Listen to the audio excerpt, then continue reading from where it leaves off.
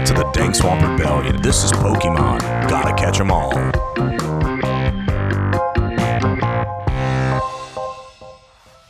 Guten Morgen. I've been playing Pokemon. Which one? Shield on Switch. Nice. Yeah. You enjoying it? I love it, actually. Are you using all the South Louisiana-based Pokemons that you can? Crawdaunt is my go-to. That's my dude. Yeah, man. He's a beast. I played a long time, and I had a lot of Pokemon in boxes without having a Lapras, and that's what I really wanted to catch was a Lapras. You and your narwhals. Yeah.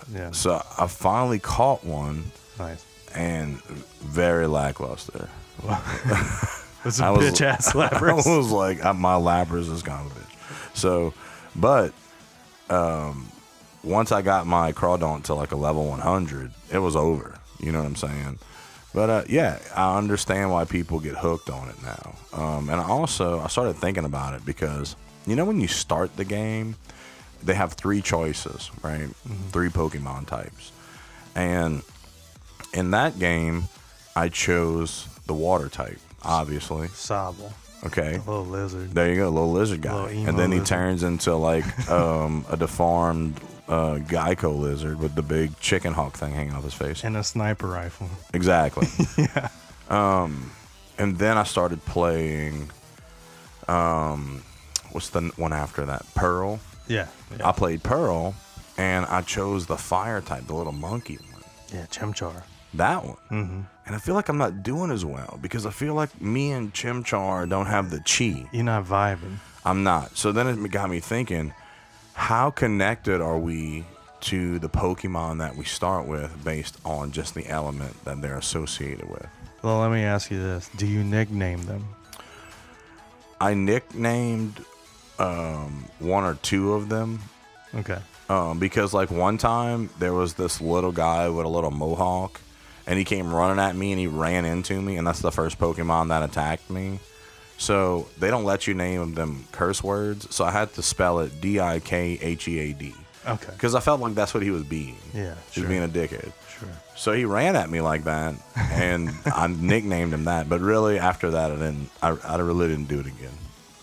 So I did find... Except for Sinistea, right?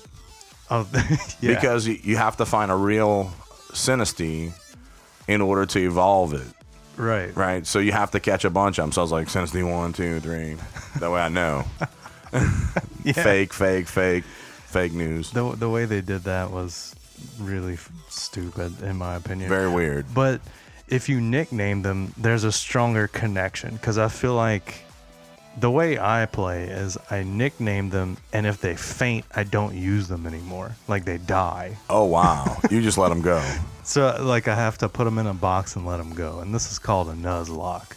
So, this is what, like, kind of hardcore Pokemon players do. But it makes the game more interesting if they're too easy, I guess. Right. So, if you would name your Crawdaunt, like, Krabby Patty or something like that, yeah, you become more attached to them. But I think there is something there where, like, I enjoy the connection between fire types and ghost types. Right. And I think that speaks a lot about my personality and, like, poison and dark and shit. I like that stuff. Whereas, like, I could totally see you as, like, a ground, earth. Yeah, I like the grass. And one of my favorite ones was the little crab guy that looks like he's made of sand. He's the little tall crab guy. I love that guy. But at the end of the day, when I made it to my final battle, at the final gym, my all my lineup was, with the exception of, I found one of the legendaries early on, Eternatus. Oh, yeah. And once you get that, he's the gross. I mean, there's. What do you do? He's literally the force of nature. Yeah. And when he goes up into the sky and he opens up and he shoots down on you, and it just implodes you. Like, what do you do to that? So I had him as my number one, my starter. Right? Yeah. And then everybody else in my lineup were water types. Everyone. I mean, I did this thing too, to where because it was my first time ever playing Pokemon, right? So the only one that I had multiples of was Sinistea. And you had to Right. have like the. But everything else was, I just had one. I caught one of each. That's a cool challenge you kind of imposed on yourself too, because that's called like a mono lock challenge where you only use one type.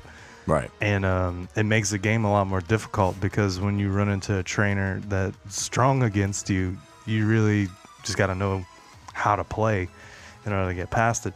And I like these self-imposed challenges for games that, like Pokemon, you know, that I'll buy and play every one that comes out. That's just how I am. But it's really cool to get your perspective on the game because it's so... You didn't really play it much before. At all. I've never played it before. Okay, so this is like your first one. It just so happened that it went on sale, and my kid was getting Pearl. And I played... Well, I played Pokemon Go on the Switch. So you're familiar with the format, at least. I kind of got it, but I was hoping and praying that it wasn't like Pokemon Go Pikachu, because that game was so short, and it was done, and it was over. It was like a child. And it was more like, hey, I'm going to go harvest these things. I'm like, I don't want to play Farmville with Pokemon, right? So I waited and waited and waited. It went on sale. I bought it. And she got Pearl. Now, she was all wrapped up in Pearl. Sonny loved it. But I got hooked into Shield. And in that one, apparently, I'm not sure if they did this before or even after, but you could send all your Pokemon that are in boxes off to work every day. Yeah. Okay, so you can evolve them still while they're in boxes. Mm-hmm. So that's another reason why I only had one of each, because I was like, I'm just going to evolve the hell out of them, because once I understood what each one does and how to figure that out, they had work based on their types, so I would just send them away. Then she finished that game. Well, before I go there, the thing that I liked about the Shield game is when I finished it and it said the end, I went back into the game, and there was a whole new mission. Yeah, it had a good post game. All right. For sure. And then if you go back in the third time, there's even some really other... Like, if you just into evolving them that point and getting every one of them to 100, it's awesome. It's a cool way to go about it. So it's a lot of good battles at that point, because I like the multi-battles where you have more than one trainer.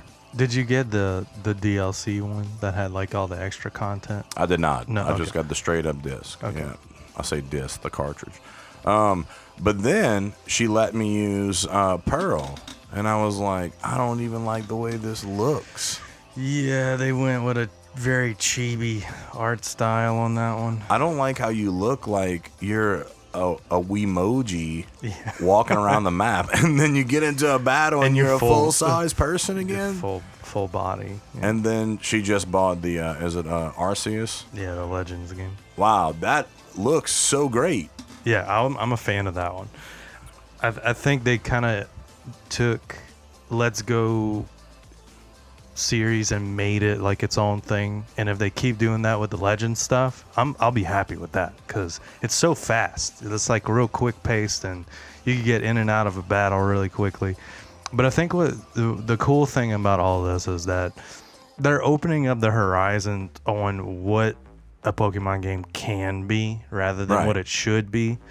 And it can be appealing to a 39-year-old man who's never played Pokemon before. Yeah, and you have these audiences like, okay, these hardcore fans that are like, you know, our age that want to play a harder game. You'll have games for them. And then you'll also have the ones for the kids and the ones to get in. Because, like, Pokemon's literally the biggest franchise in the world. Right. When it comes to IP stuff. And they're still breaking records on one card selling for $1 million, whatever, recently, and then one right behind it that wasn't even that rare, sold for like 250,000 or some shit. So crazy. It's wild, man. So it's like, I mean, like I said, I don't think I would have paid $60 for it, you know. Dude, that's just me personally, but I understand why they do now. If you want to get me started on this like whole like collectible craze bullshit thing, I have so much to say about it that's gonna make me pissed off. Yeah, because it's so shit. And it's wishy-washy. It's trendy. It's not like it used to be. No, I mean, to be able to collect Pokemon cards as just like a hobby or pastime, passion type thing was one thing, but these people that have a shit ton of money that dump a crap load of money into the market that influence the market just made it so much worse. Right. Like to have a first edition booster box go for like $250,000. Right. That's sealed. That's ridiculous. Inflate the market to deflate the market. Yeah, and right now the market's crashed. I mean, literally right now they just released this big thing. It was one of these shops that opened up while the boom for the cards were happening, and what they did was they went to retailers and purchased their products, put them in their own store, and upsold them because it was hard to get the product. Anyone who has any business sense at all will know that that market's not going to stay there. Yep. So this dude got burned, and he had tons of product that wasn't selling, and eventually had to foreclose on his situation and Sorry lost about everything. your luck, boo-boo. You should have got out while it was hot. So, dude, you literally lost $50,000 because you didn't think the thing through. Right. And it's kind of with that, all these big influencers that got into it did not help the situation at all. And that's just the card stuff. Don't get me started on the grading side. Yeah. That's a sham. And that I don't even get into because I don't understand it, and it's so BS because I've seen some of these so-called graders, these certified graders online, not just for Pokemon, but for anything, for baseball cards, for memorabilia, for you name it. If you have a hat collection that is from every concert that you ever went to and you never wore it and it's like pristine, there's a grader for these things, okay? Like anything collectible you can imagine, there's a grader. And they're all a bunch of hacks because it's just based on their opinion. Because somebody could be a big fan of that one thing and say, this is graded awesome. And then you could have somebody that's like, I don't really care about them, so The problem with the grading stuff now is the same thing with the cards. Whenever that took off, the influencers got involved with that and then just pushed the market beyond where it should be. So that's why you had a NES Mario game go for $1.9 million or some crazy astronomical price. Right. When you can download an emulator. Well, yeah, that's the thing. It's like you could get what I understand the nostalgia of the cartridge. The art form itself. I was there too. Yeah, same. Okay, but also I like the fact that I can hop on a plane to Vegas with my Switch and play Mario Brothers 3 on the way. Yeah, yeah. I'm not hating on it. It was not even about the game itself anymore at that point. It's literally about the asset for what it is kind of thing. And that turned me off. But I think what's the worst thing about it is all the major grading companies now have consolidated into one unique, like one form of grading. So they dictate the market. And whenever the grading company is also affiliated with the auction house, don't you smell the problem with that? Call me. Looking to bring your audio production to the next level? Then PreSonus is here for you. With PreSonus Sphere, you have access to PreSonus software, Sphere member exclusives, Studio One add-ons, Notion add-ons, sample and loop libraries, and more than you could even imagine. Some of our favorite plugins are the Analog Effects Collection, the Channel Strip Collection, and the Pro Console Shaper. Having a monthly or yearly subscription will give you access to PreSonus' award-winning DAW, Studio One Professional. So what are you waiting for? Join PreSonus Sphere today. PreSonus, wherever sound takes you.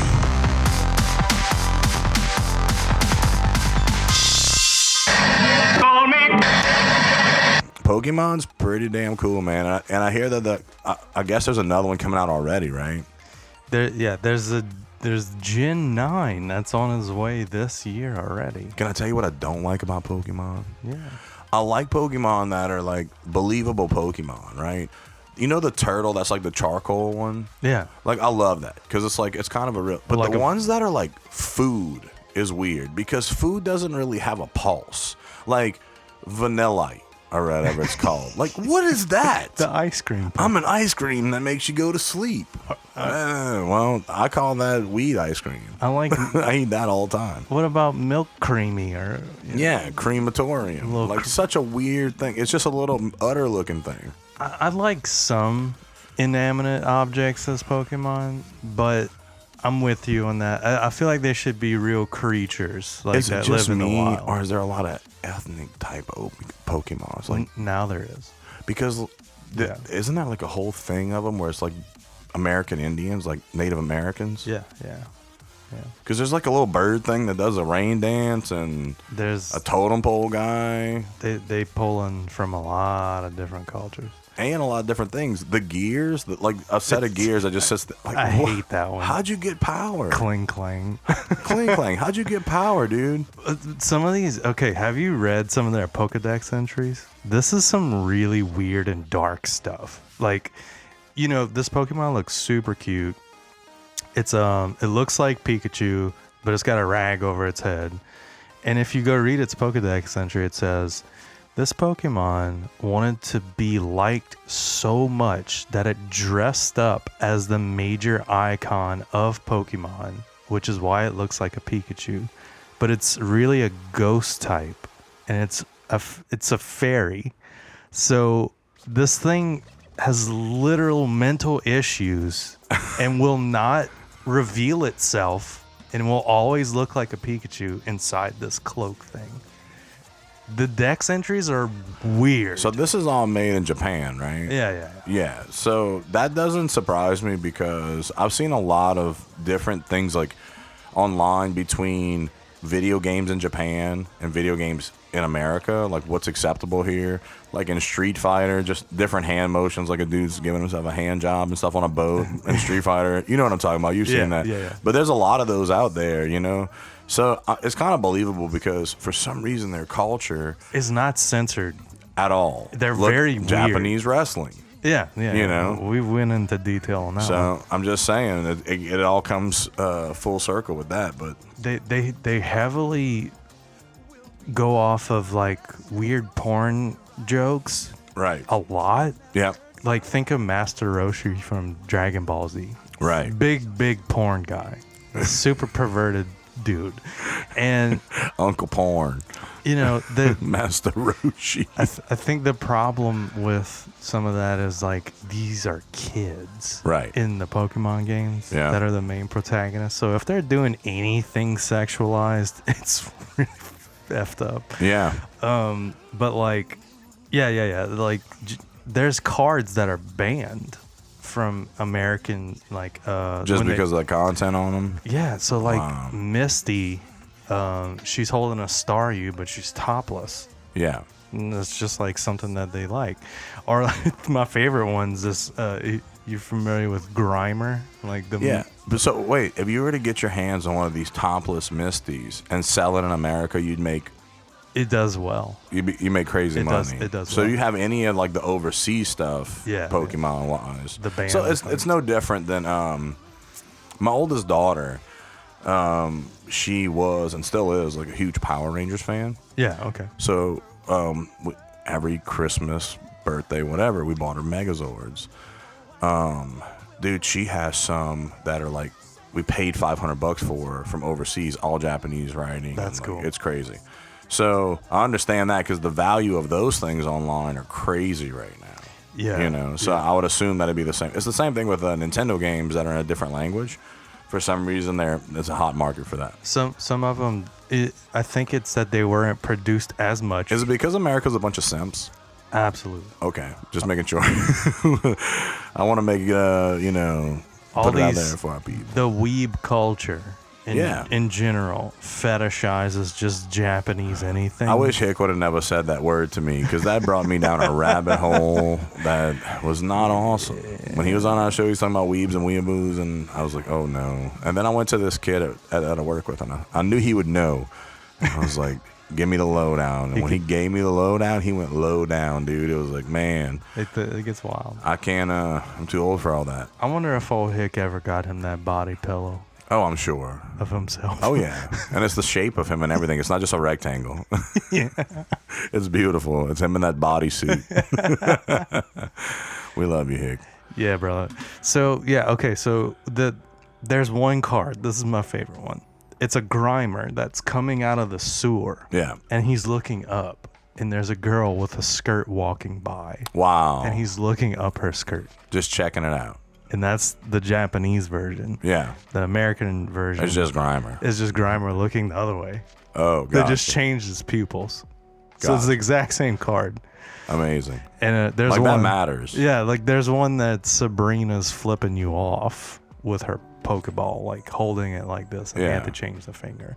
So it's just like little weird shit like this. So like these cards, That's so odd. yeah, they're heavily sought after. What's the evolution of Oddish? Gloom, And what's the evolution from Gloom? The next one, the big one. Vileplume, or Bellossom. Yeah. So I hate all of them. Yeah. Gloom's cool. I like Gloom. Yeah. But Looks like he's high all the time. he does. But some of the see, I didn't realize that a stupid ass what is it, Metacarp? Magikarp Yeah, turns into Lapras. No, he turns into Gyarados. Oh, Gyarados. That's right. Yeah. Yeah, which is crazy. The sea serpent. That goes from a stupid carp that's just like flopping around to badass. to Gyarados. Straight up badass. Which also was in my lineup, by the way. I would hope so. I love Gyarados. Yeah. There's a My Lapras actually sat in the box for the rest of there's a really cool thing with Magikarp too, like from this Dex entry, is it's like the koi fish, the ones that travel upstream turn into dragons. That's like from Japanese lore. Yeah. So that's the whole thing behind Magikarp. Gotcha. Okay. So okay, that makes a little more sense then. I can respect that. And I just thought it was such a lame evolution, right? Because some of them have one or two evolutions that, you know, it takes. He goes from 0 to 100. Yeah. Then I looked up a Pokédex evolution thing, and then I realized a lot of them are like that. Like, you have to have the right rock, or you have to have whatever. Oh yeah, there's various It's conditions. so wild. One of the weirdest ones is I can't remember its name, but basically you have to on the 3DS, you had to get it to a certain level and then turn your 3DS upside down and then evolve it. And it would know that from the gyroscope in the 3DS. From the yeah. All these little That's wild. conditional things are Well, that's the thing with that Sinistea. It's like there's only one real one. So you have to catch a bunch of small, little crappy ones before they evolve. Well, there's another water type you might want to look into. It's called Feebas, and it's worse than Magikarp and looks worse than Magikarp, but it evolves into the sea serpent, beautiful looking thing, and it's called Molotic. And this thing is super strong, like defensively, but you have to max out its beauty in order to evolve it into this.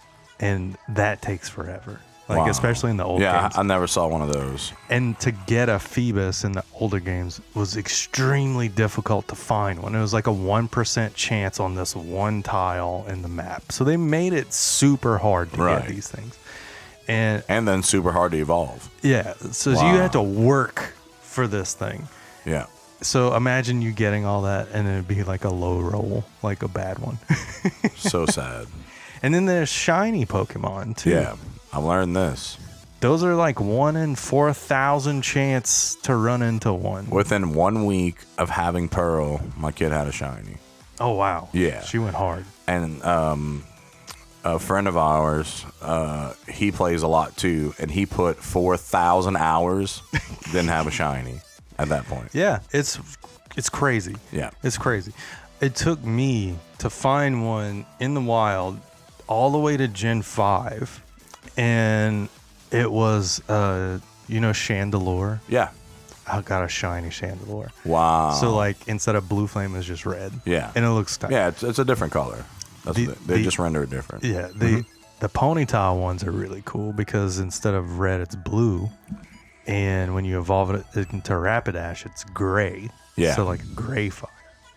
But yeah, I stay pretty consistently excited about the new Pokemon stuff. And probably not as much anymore as I used to. What's the one the big one that Carkol turns into?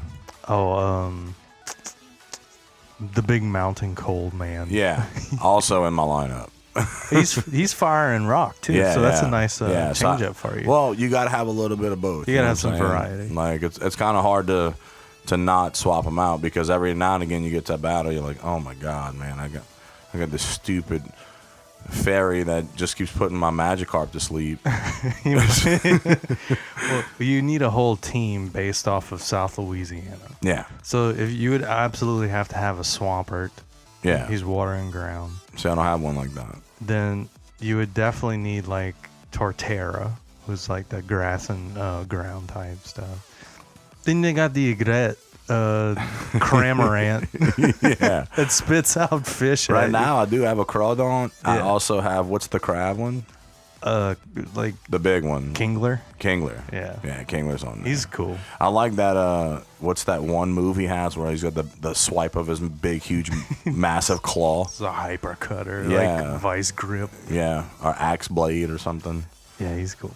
But yeah, they got some of the way. I mean, I went back and looked at the way y'all played Pokemon in the '90s, and it was so gross looking. And today it's so great. Like, I don't understand how y'all stayed so into that. Dude, I know the nostalgia blinders are on for all those old sprites and stuff, because like I'll still play like the new games and I'm like, man, I just miss the old shitty looking renderings. Well, of I these. guess I feel the same way, kind of, because if I play anything Zelda today, it's Link's Awakening, or I go back and play the old ones. I don't right. care for the new ones. I don't care for the open world Zelda.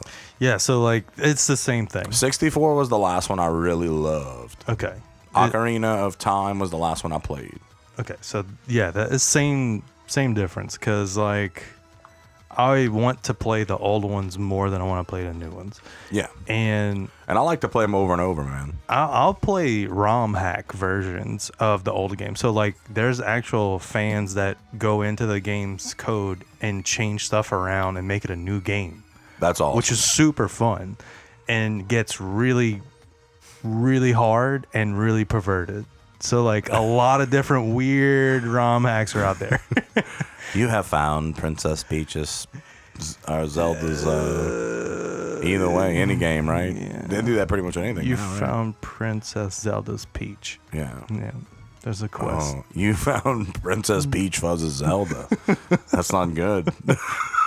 ROM hacks, I highly recommend some, but stay away from a few. You'll know. But we You'll are not sponsored by Pokemon. I'm just saying, I started playing Pokemon. Not yet. I like Pokemon. Not yet. I would love a sponsorship. I would like them just to send me the next free game. I will play the hell out of it and let y'all know what's up. I can tell you right now, I'm not gonna like it as much as the old ones. Diamond and Pearl is not that great to me. I don't like the way it looks. It's an honest review. Arceus is pretty awesome. I only got to play it a little bit because my kid's not done with it, so I'm probably gonna have to buy it because she never will be.